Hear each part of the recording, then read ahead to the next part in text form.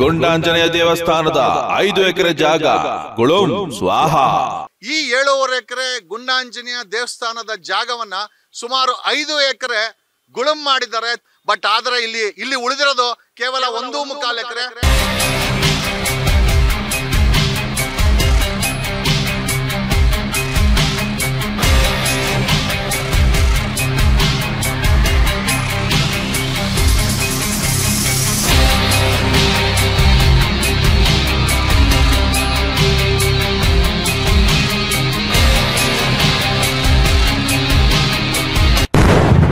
ಏಳೂವರೆ ಎಕರೆ ಜಾಗ 1.25 ಎಕರೆ ಆಗಿದ್ದು ಹೇಗೆ?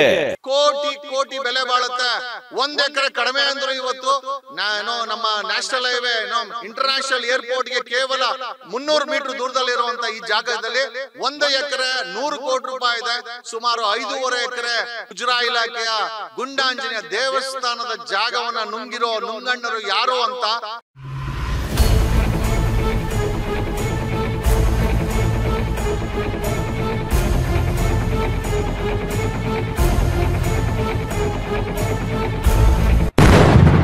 ಬಡವರ ಮನೆ ನೆಲಸಮ ಮಾಡ್ತೀರಾ, ಬಲಿಷ್ಠರ ಒತ್ತುವರಿ ಕಾಣದಂತೆ ಇದ್ದೀರಾ. ಬಡವರ ಮನೆಗೆ ಬೆಳಗ್ಗೆ 5:30ಗೆ JCBಗಳನ್ನ ನುಗ್ಸುವಂತ ಕಾಂಗ್ರೆಸ್ ಸರ್ಕಾರ, ಅದು MLA ಕೃಷ್ಣ ಬೈರೇಗೌಡನ ಕಾನ್ಸ್ಟಿಟ್ಯೂನ್ಸಿಲಿ ಶ್ರೀಮಂತರು, ದಲ್ಲಾಳಿಗಳು, ಭೂ ಕಬ್ಜಾ ಮಾಡೋರು, ದರೋಡೆಕೋರರು ದೇವಸ್ಥಾನದ ಜಾಗಗಳನ್ನ ಕಬ್ಜಾ ಮಾಡಿದ್ರೆ ಯಾವ JCB, ಯಾವ ಕಾಂಗ್ರೆಸ್ ಸರ್ಕಾರದ JCBನೂ ಅಲ್ಲಿ ವರ್ಕ್ ಆಗಲ್ಲ.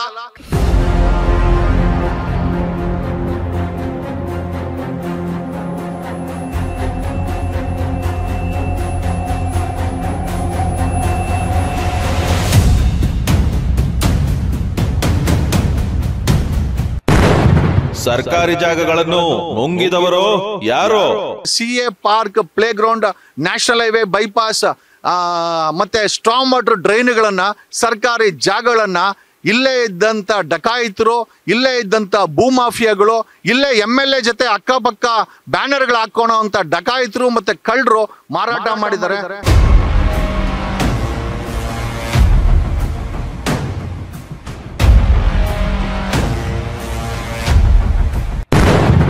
ಕೊಡಿಗೆಹಳ್ಳಿ ಪೊಲೀಸ್ ಠಾಣೆಗೆ ಸ್ವಂತ ಸರ್ಕಾರಿ ಕಟ್ಟಡ ಇಲ್ಲ, ಯಾಕೆ?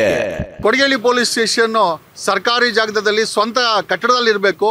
ನಿಮ್ಗೆ ಆಶ್ಚರ್ಯ ಆಗ್ಬೋದು, ಈ ಒಂದು ಕೊಡಿಗೆಹಳ್ಳಿ ಪೊಲೀಸ್ ಸ್ಟೇಷನ್ ನಡೀತಾ ಇರೋದು ಬಾಡಿಗೆ ಮನೆಯಲ್ಲಿ.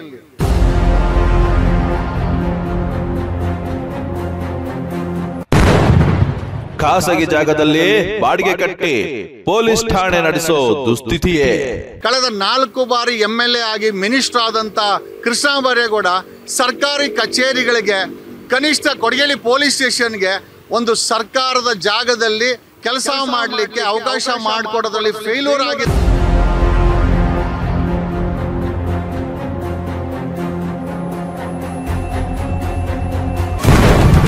ಕೃಷ್ಣ, ನಿನಗೆ ಯಾಕೆ ಇಷ್ಟೊಂದು ಉಷ್ಣ? ನಮಸ್ಕಾರ Karnataka, welcome to true life news channel. ಬಡವರ ಶೆಡ್ಗಳಿಗೆ ಬೆಳಗ್ಗೆ JCBಗಳನ್ನ ನುಗ್ಸುವಂತ ಈ ಕಾಂಗ್ರೆಸ್ ಸರ್ಕಾರ, ಅದರಲ್ಲೂ MLA ಮಿನಿಸ್ಟರ್ ಕೃಷ್ಣ ಬೈರೇಗೌಡರ ಕಾನ್ಸ್ಟಿಟ್ಯೂನ್ಸಿನಲ್ಲಿ ಬಡವರು ಬದುಕಲೇಬೇಕಾದಂತ ಒಂದು ಪ್ರಶ್ನೆಯನ್ನ ಹುಟ್ಟಾಕಿದೆ. ಈಗ ಬಡವರ ಮನೆಗೆ ಬೆಳಗ್ಗೆ 5:30ಗೆ JCBಗಳನ್ನ ನುಗ್ಸುವಂತ ಕಾಂಗ್ರೆಸ್ ಸರ್ಕಾರ, ಅದು MLA ಕೃಷ್ಣ ಬೈರೇಗೌಡನ ಕಾನ್ಸ್ಟಿಟ್ಯೂನ್ಸಿಲಿ ಕೃಷ್ಣ ನಿನಗೆ ಯಾಕೆ ಇಷ್ಟೊಂದು ಉಷ್ಣ ಅಂತ ಪ್ರಶ್ನೆ ಮಾಡೋದಾಯ್ತು ಅಂತಂದ್ರೆ, ಈಗ ನಾವು ಇಲ್ಲಿ ಶೂಟ್ ಮಾಡ್ತಾರೆ ಬ್ಯಾಕ್ಗ್ರೌಂಡ್ ಅಲ್ಲಿ ಇರುವಂಥದ್ದು ಮುಜರಾಯಿ ಇಲಾಖೆ ಕೆಳಗಡೆ ಇರುವಂಥದ್ದು. ಅದು ಏನು ಹೈಕೋರ್ಟ್ ಆದೇಶ ಮಾಡಿದ ಮೇಲೆ ಈ ಜಾಗ ಸುಮಾರು 7.5 ಎಕರೆ ಈ ಒಂದು ಗುಂಡಾಂಜನೇಯ ಟೆಂಪಲ್ ಅಂತ ಹೇಳ್ತಾರೆ. ಐತಿಹಾಸಿಕವಾಗಿ ಸುಮಾರು 900 ವರ್ಷಗಳ ಇತಿಹಾಸ ಇದೆ ಅಂತಲೂ ಕೂಡ ನಂಬಿರುವಂತಹ ವಿಚಾರ ಇದು. ಜೊತೆಯಲ್ಲಿ ಕಳೆದ 300 ವರ್ಷಗಳಿಂದ ಅಟ್ಲೀಸ್ಟ್ ಈ ಒಂದು ಟೆಂಪಲ್ ಎಕ್ಸಿಸ್ಟೆನ್ಸ್ ಇದೆ ಅಂತ ಹೇಳ್ತಾರೆ. ಒಟ್ಟು 7.5 ಎಕರೆ ಜಮೀನಿದ್ದಂಥ ಈ ಒಂದು ಗುಂಡಾಂಜನೇಯ ಟೆಂಪಲ್ ಅನ್ನ 1957ರಲ್ಲಿ ಬ್ಯಾಟರಾಯಂಪುರದ ಕೆಲ ದಂಪತಿಗಳು ದೇವಸ್ಥಾನಕ್ಕಾಗಿ ಬಿಟ್ಕೊಡ್ತಾರೆ. ಬಟ್ ಇವತ್ತು ಬೆಂಗಳೂರಲ್ಲಿ ಭೂಮಿಗೆ ಚಿನ್ನದ ಬೆಲೆ ಬಂದು ಬೆಂಗಳೂರಲ್ಲಿ ಡಕಾಯಿತರು ಭೂ ದರೋಡೆ ಮಾಡುವಂತ ವ್ಯಕ್ತಿಗಳು ಜಾಸ್ತಿ ಆಗಿದೆ. ಬಡವರ ಮನೆಗೆ JCBಯನ್ನ ನುಗ್ಸುವಂತ ಈ ಕಾಂಗ್ರೆಸ್ ಸರ್ಕಾರ, ಕೃಷ್ಣ ಬೈರೇಗೌಡ ಮಿನಿಸ್ಟ್ರು ಮಿನಿಸ್ಟ್ರಿಗೆ ಕೇಳಬೇಕಾದಂಥ ಪ್ರಶ್ನೆ ಏನಂತಂದರೆ, ಈ Gundanjaneya temple just 1 kilometre ದೂರದಲ್ಲಿರುವಂಥ Krishna ಬೈರೇಗೌಡರ ಮನೆ, ಮಿನಿಸ್ಟರ್ ಕೃಷ್ಣ ಬೈರೇಗೌಡರ ಮನೆ ಕೇವಲ 1 ಕಿಲೋಮೀಟರ್ ದೂರದಲ್ಲಿದೆ. ಈ 7.5 ಎಕರೆ ಗುಂಡಾಂಜನೇಯ ದೇವಸ್ಥಾನದ ಜಾಗವನ್ನು ಸುಮಾರು 5 ಎಕರೆ ಗುಳುಂ ಮಾಡಿದ್ದಾರೆ, ತಿಂದಾಕಿದ್ದಾರೆ. ಇದನ್ನ ಕಬ್ಜಾ ಮಾಡಿ ಅವರ ಜೀವನ ಮಾಡಿದ್ದಾರೆ. ಪ್ರಶ್ನೆ ಏನಪ್ಪ ಅಂತಂದರೆ, ಬಡವರ ಶೆಡ್ಗಳಿಗೆ JCB ನುಗ್ಸೋವಂಥ ಮಿನಿಸ್ಟರ್ ಕೃಷ್ಣ ಬೈರೇಗೌಡ ತನ್ನ ಮನೆ ಹತ್ರನೇ ಇರುವಂಥ ಮುಜರಾಯಿ ಇಲಾಖೆಯ 7.5 ಎಕರೆ, this is the incharge of ಮುಜರಾಯಿ ಇಲಾಖೆ, ಸಂಬಂಧಪಟ್ಟಂಥ ತಹಸೀಲ್ದಾರ್ ಇಲ್ಲಿ ಅವರ ಸಂಬಂಧಪಟ್ಟಂಥ ಅಡ್ಮಿನಿಸ್ಟ್ರೇಟರ್ನ ಹಾಕಿ ಈ ಜಾಗವನ್ನು ನೋಡ್ಕೊತಾ ಇದ್ದಾರೆ. ಆನ್ ರೆಕಾರ್ಡ್ 7.5 ಎಕರೆ ಮುಜರಾಯಿ ಇಲಾಖೆಯ ದೇವಸ್ಥಾನದ ಜಾಗ ಇರಬೇಕು. ಬಟ್ ಆದರೆ ಇಲ್ಲಿ ಉಳಿದಿರೋದು ಕೇವಲ 1.25 ಎಕರೆ, ಸುಮಾರು 5.25 ಎಕರೆ ಜಮೀನನ್ನು ಕೋಟಿ ಬೆಲೆ ಬಾಳುತ್ತೆ. 1 ಎಕರೆ ಕಡಿಮೆ ಅಂದರು ಇವತ್ತು ನಮ್ಮ ನ್ಯಾಷನಲ್ ಹೈವೇ ಇಂಟರ್ನ್ಯಾಷನಲ್ ಏರ್ಪೋರ್ಟ್ಗೆ ಕೇವಲ 300 ಮೀಟರ್ ದೂರದಲ್ಲಿರುವಂಥ ಈ ಜಾಗದಲ್ಲಿ 1 ಎಕರೆ 100 ಕೋಟಿ ರೂಪಾಯಿ ಇದೆ. ಸುಮಾರು 5.5 ಎಕರೆ ಮುಜರಾಯಿ ಇಲಾಖೆಯ ಗುಂಡಾಂಜನೇಯ ದೇವಸ್ಥಾನದ ಜಾಗವನ್ನು ನುಂಗಿರೋ ನುಂಗಣ್ಣರು ಯಾರು ಅಂತ ಖಂಡಿತ ಈ ಪ್ರಶ್ನೆಯಕ್ಕೆ ಉತ್ತರವನ್ನು ಕೊಡಬೇಕಾದವರು ಕಳೆದ 4 ಟರ್ಮ್ MLA ಅಂಡ್ ಮಿನಿಸ್ಟರ್ ಆಗಿರುವಂಥ ಕೃಷ್ಣ ಬೈರೇಗೌಡರು ಗೊತ್ತು ಈ ಒಂದು ಗುಂಡಾಂಜನೇಯ ದೇವಸ್ಥಾನದ ಜಾಗವನ್ನು ಬಿಡದೆ ನುಂಗಿರುವ ನುಂಗಣ್ಣರು ಯಾರು ಅಂತ ಕೃಷ್ಣ ಬೈರೇಗೌಡರು ಇದಕ್ಕೆ ಉತ್ತರ ಕೊಡ್ಬೇಕು. ಯಾಕಂದ್ರೆ ಇದನ್ನ ಮಾರಾಟ ಮಾಡಿರೋರು, ಕಬ್ಜಾ ಮಾಡಿರೋರು ಕೃಷ್ಣ ಬೈರೇಗೌಡರ ಜೊತೆನಲ್ಲಿ ಗುರ್ಸ್ಕೊಂಡಿರೋಂಥವ್ರು. ನಮ್ಮ ಪ್ರಶ್ನೆ ಏನಪ್ಪಾ ಅಂತಂದ್ರೆ, ಬಡವರ ಮೇಲೆ ಇಷ್ಟು ಉಷ್ಣ ಪಡೋ ಕೃಷ್ಣ ಈ ಒಂದು ಕಬ್ಜಾ ಮಾಡಿರೋ ಜಾಗಗಳನ್ನ ಯಾವತ್ತು JCB ನುಗ್ಗಿಸ್ತೀರಾ? ಈ 5.5 ಎಕರೆ 550 ಕೋಟಿ ಬೆಲೆ ಬಾಳುತ್ತೆ. ಇವತ್ತಿನ ಮಾರ್ಕೆಟ್ ಬೆಲೆ ಈ ಒಂದು ಕದ್ದಿರೋ ಅಂತ ಗುಂಡಾಂಜನೇಯ ನೋಡ್ರಿ. ನೀವು ಹೇಳ್ತೀರಾ ದೇವ್ರಿದಾನೆ ಅಂತ, ನಾವು ಒಪ್ಕೊಳ್ತೀವಿ ದೇವ್ರಿದಾನೆ ಅಂತ. ಆಂಜನೇಯ ಇದ್ದರೆ 5.5 ಎಕರೆ ಆಂಜನೇಯನ ಜಾಗವನ್ನೇ ನುಂಗಾಕಿದ್ದಾರೆ ಇಲ್ಲಿನ ಭೂಮಾಫಿಯಾಗಳು, ಸೋ ಕಾಲ್ಡ್ ರಾಜಕಾರಣಿಗಳು. ಈ ಜಾಗವನ್ನ ತಿಂದಿರೋಂಥವ್ರು ಕೃಷ್ಣ ಬೈರೇಗೌಡರ ಜೊತೆಯಲ್ಲಿ ಆ ಕಡೆ ಈ ಕಡೆ ಫ್ಲೆಕ್ಸ್ಗಳಲ್ಲಿ, ಬೋರ್ಡ್ಗಳಲ್ಲಿ, ಕಾರ್ಯಕ್ರಮಗಳಲ್ಲಿ VIP-ಗಳಾಗಿ ಕೂತ್ಕೊಳ್ತಾರೆ.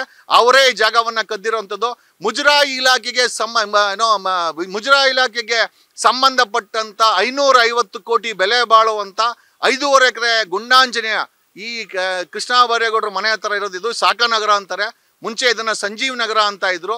ಈ ಒಂದು 5.5 ಎಕರೆ ಜಾಗವನ್ನ ನುಂಗಿರೋ ಅಂಥವ್ರನ್ನ ಯಾವತ್ತು JCB ನುಗ್ಗಿಸ್ತೀರಾ ಕೃಷ್ಣ ಬೈರೇಗೌಡ್ರೆ? ನಾವುಗಳು ಇದರ ಬಗ್ಗೆ ಸಾಕಷ್ಟು ಪೆಟಿಷನ್ಗಳು ಕೊಟ್ರಿ. ಸಿಂಧೂರಿ IAS ಅಧಿಕಾರಿ ಸಿಂಧೂರಿ ಅವರು ಕೂಡ ಈ ಒಂದು ಮುಜರಾಯಿ ಇಲಾಖೆಗೆ ಕಮಿಷನರ್ ಆಗಿ ಬಂದಿದ್ರು.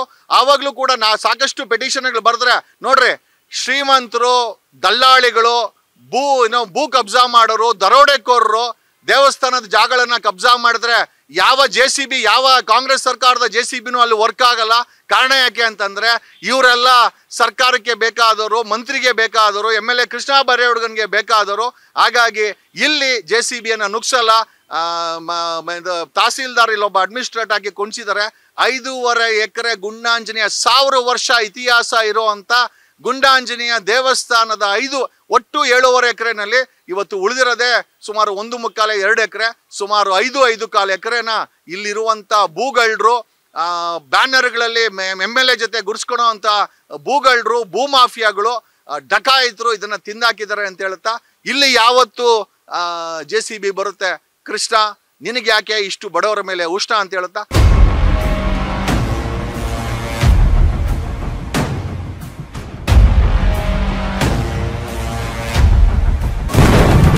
ಕೃಷ್ಣ, ನಿನಗೆ ಯಾಕೆ ಇಷ್ಟೊಂದು ಉಷ್ಣ? ಬಡವರ ಮನೆಗೆ JCBಗಳನ್ನ ನುಗ್ಸುವಂತ ಈ ಕಾಂಗ್ರೆಸ್ ಸರ್ಕಾರ ಬಲಿಷ್ಠರು ನುಂಗಾಕಿರುವಂತ 1000 ಕೋಟಿ ಬೆಲೆ ಬಾಳುವ CA park, play ground, national highway bypass, ಹದ್ದುಗಿಡದ ಹಳ್ಳ, ಗೋಮಾಳ, ಸ್ಟಾಮ್ ವಾಟರ್ ಡ್ರೈನ್ಸು ಎಲ್ಲವುಗಳನ್ನು ನಾನು ಮಾತಾಡ್ತಾ ಇರೋದು ಬೇರೆ ಎಲ್ಲೂ ಅಲ್ಲ, ನಮ್ಮ ಕಂದಾಯ ಸಚಿವರಾದಂಥ MLA ಹಾಗೂ ಮಿನಿಸ್ಟರ್ ಕೃಷ್ಣ ಬೈರೇಗೌಡರ ಮನೆ ಹತ್ರ ಇರುವಂಥ ಸಾಕಾನಗರದಲ್ಲಿ. ಅವರು ಸಾಕಾನಗರದ ಬಾರ್ಡ್ರಲ್ಲಿ ಅವರು ಕೂಡ ಇರೋದು. ಈ ಎಂಟೈರ್ ಸಾಕಾನಗರದಲ್ಲಿ 1000 ಕೋಟಿ ಬೆಲೆ ಬಾಳೋ CA park, play ground, national highway bypass, ಇಲ್ಲಿದ್ದ ಸರ್ಕಾರಿ ಜಾಗಗಳು ಎಲ್ಲವನ್ನು ಮಾರಿ ತಿಂದವರು ಯಾರು ಎಂದು, ಮತ್ತು ಇಲ್ಲಿ ಇಷ್ಟೆಲ್ಲ 1000 ಕೋಟಿ ರೂಪಾಯಿ CA ಪಾರ್ಕ್, ಪ್ಲೇ ಗ್ರೌಂಡ್ಗಳು ಇಲ್ಲಿ ನೋಡಿ, ನಾನು ನೋಡ್ತಾ ಇರೋದು ಜನ ನೀವು ನೋಡ್ಬೋದು. ನಾವು ಆವಾಗಲೇ ಗುಂಡಾಂಜನೇಯ ದೇವಸ್ಥಾನದ 5.5 ಎಕರೆ ಕದ್ದಂಥ ಮಹಾ ಡಕಾಯಿತರ ಬಗ್ಗೆ ಮಾತಾಡಿದ್ವಿ.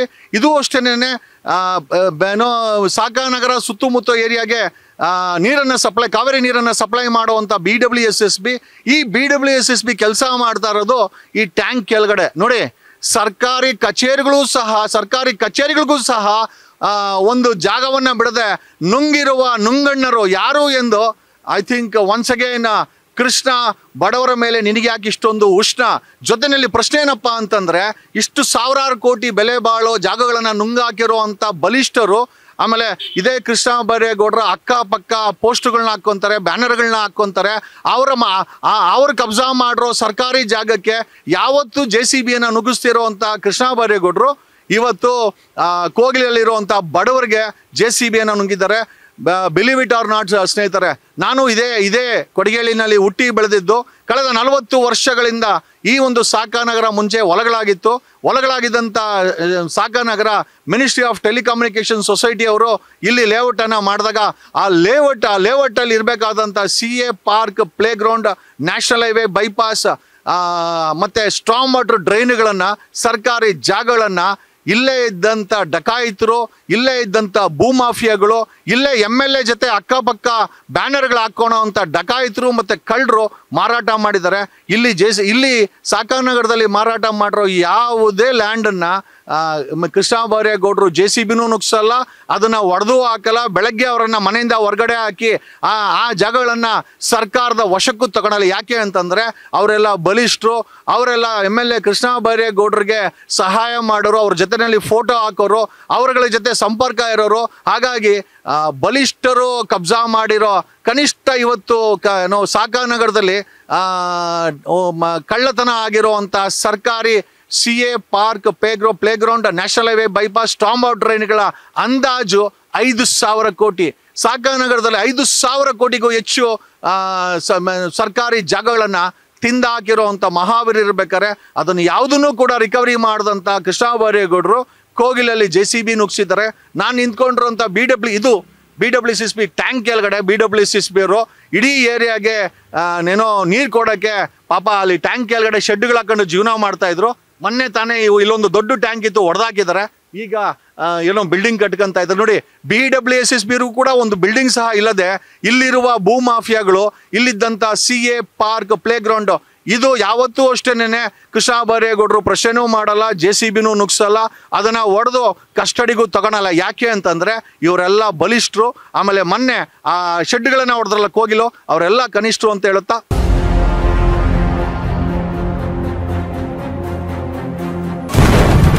ಕೃಷ್ಣ ನಿನಗೆ ಯಾಕೆ ಇಷ್ಟೊಂದು ಉಷ್ಣ? ಬಡವರ ಮನೆಗೆ JCBಯನ್ನು ನುಗ್ಸೋ ಅಂತ ಈ ಕಾಂಗ್ರೆಸ್ ಸರ್ಕಾರ, MLA ಕೃಷ್ಣ ಬೈರೇಗೌಡ ಮಿನಿಸ್ಟ್ರು. ಈಗ ನೋಡಿ ನನ್ನ ಬ್ಯಾಕ್ಗ್ರೌಂಡಲ್ಲಿ ಕಾಣಿಸ್ತಾ ಇರೋದು ನಿಮಗೆ Kodigehalli police station. Kodigehalli police station ಸರ್ಕಾರಿ ಜಾಗದಲ್ಲಿ ಸ್ವಂತ ಕಟ್ಟಡದಲ್ಲಿರಬೇಕು. ನಿಮ್ಗೆ ಆಶ್ಚರ್ಯ ಆಗ್ಬೋದು. ಈ ಒಂದು ಕೊಡಿಗೇಹಳ್ಳಿ ಪೊಲೀಸ್ ಸ್ಟೇಷನ್ ನಡೀತಾ ಇರೋದು ಬಾಡಿಗೆ ಮನೆಯಲ್ಲಿ. ಬಾಡಿಗೆ ಮನೆಯಲ್ಲಿ ಕೊಡಿಗೇಹಳ್ಳಿ ಪೊಲೀಸ್ ಸ್ಟೇಷನ್ ನಡೀತಾ ಇದ್ದರೆ ಪ್ರಶ್ನೆ ಏನಪ್ಪ ಅಂತಂದರೆ, ಕಳೆದ 4 ಬಾರಿ MLA ಆಗಿ ಮಿನಿಸ್ಟರ್ ಆದಂಥ ಕೃಷ್ಣ ಬೈರೇಗೌಡ ಸರ್ಕಾರಿ ಕಚೇರಿಗಳಿಗೆ, ಕನಿಷ್ಠ ಕೊಡಿಗೇಹಳ್ಳಿ ಪೊಲೀಸ್ ಸ್ಟೇಷನ್ಗೆ ಒಂದು ಸರ್ಕಾರದ ಜಾಗದಲ್ಲಿ ಕೆಲಸ ಮಾಡಲಿಕ್ಕೆ ಅವಕಾಶ ಮಾಡಿಕೊಡೋದ್ರಲ್ಲಿ ಫೇಲ್ಯೂರ್ ಆಗಿದ್ದಾರೆ ಅಂತ ಒಂದು. ಮತ್ತು ಇಲ್ಲಿದ್ದಂಥ ಆಮೇಲೆ ಇಲ್ಲಿ ಸರ್ಕಾರಿ ಜಾಗಗಳು ಇಲ್ಲ ಅಂತೇನಿಲ್ಲ, ಇಲ್ಲಿದ್ದಂಥ ಎಂಟೈರ್ ಸರ್ಕಾರಿ ಜಾಗಗಳನ್ನು ಇಲ್ಲಿನ ಭೂಮಾಫಿಯಾಗಳು ಅವ್ರ ಜೊತೆಯಲ್ಲೇ ಫೋಟೋ ಹಾಕೋಣಂಥ ವ್ಯಕ್ತಿಗಳು ಮಾರಿ ತಿಂದಿದ್ದಾರೆ.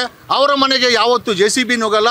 ಆದರೆ ನೋಡಿ ಸರ್ಕಾರಿ ಜಾಗ ಒಂದು ಕಡೆ BWSSB ಟ್ಯಾಂಕ್ ಕೆಳಗಡೆ ಕೆಲಸ ಮಾಡ್ತಾ ಇರೋಂಥ BWSSB ಅವರು ಮತ್ತು ಬಾಡಿಗೆ ಮನೆಯಲ್ಲಿ ಕೆಲಸ ಮಾಡ್ತಾ ಇರುವಂಥ ಕೊಡಿಗೇಹಳ್ಳಿ ಪೊಲೀಸವರು. ಇದನ್ನು ಅಭಿವೃದ್ಧಿ ಅನ್ಬೇಕಾ ಅಥವಾ ಕೃಷ್ಣ ಬೈರೇಗೌಡರ ಸಾಧನೆ ಅನ್ಬೇಕಾ? ಸರ್ಕಾರಿ ಕಚೇರಿಗಳನ್ನು ಬಾಡಿಗೆ ಮನೆಯಲ್ಲಿ ನಡೆಸೋದು, ಸರ್ಕಾರಿ ಜಾಗಗಳನ್ನು ಭೂಗಳ್ಳರು ತಿನ್ನಕ್ಕೆ ಬಿಡೋದು. ಈ ವಿಚಾರವನ್ನು ಹೇಳುತ್ತೆ. ಏನಕ್ಕೆ ತೋರಿಸ್ತಾ ಇದ್ದೀವಿ ಅಂತಂದರೆ, 4 ಟರ್ಮು ಫ್ಯೂಚರ್ ಪ್ರಪೋಸ್ಡ್ CM ಅಂತ ಹೇಳ್ಕೊಳೋ ಅಂಥ ಕೃಷ್ಣ ಬೈರೇಗೌಡರು ಜನರಿಗೆ ಉತ್ತರ ಕೊಡಬೇಕು. ಇಲ್ಲಿದ್ದಂಥ ಸರ್ಕಾರಿ ಜಾಗಗಳನ್ನು ಯಾರು ಮಾರಿ ತಿಂದರು, ಆಮೇಲೆ ಸರ್ಕಾರಿ ಇಲಾಖೆಗಳನ್ನು ಬಾಡಿಗೆ ಮನೆಯಲ್ಲಿ ನಡೆಸ್ತಾ ಇದ್ದೀರಲ್ಲ, ಎಷ್ಟರ ಮಟ್ಟಿಗೆ ನಿಮಗೆ ಇದು ಶೋಭೆ ಬರುತ್ತೆ? ಇದಾ ಅಭಿವೃದ್ಧಿ? ಇದಾ ನೀವು ಮಾಡಿದಂಥ ಆಡಳಿತ ಅಂತ ಕೇಳುತ್ತಾ ನಾನು 2 ಮಾತುಗಳನ್ನು ಮುಗಿಸ್ತಾ ಇದ್ದೀನಿ. ಬಾಡಿಗೆ ಮನೆಯಲ್ಲಿ ಕೊಡಿಗೆ ಪೊಲೀಸ್ ಸ್ಟೇಷನ್ನು ಸರ್ಕಾರದ ಜಾಗಗಳು ಡಕಾಯಿತರ ಪಾಲಾಗಿದೆ. Thank you.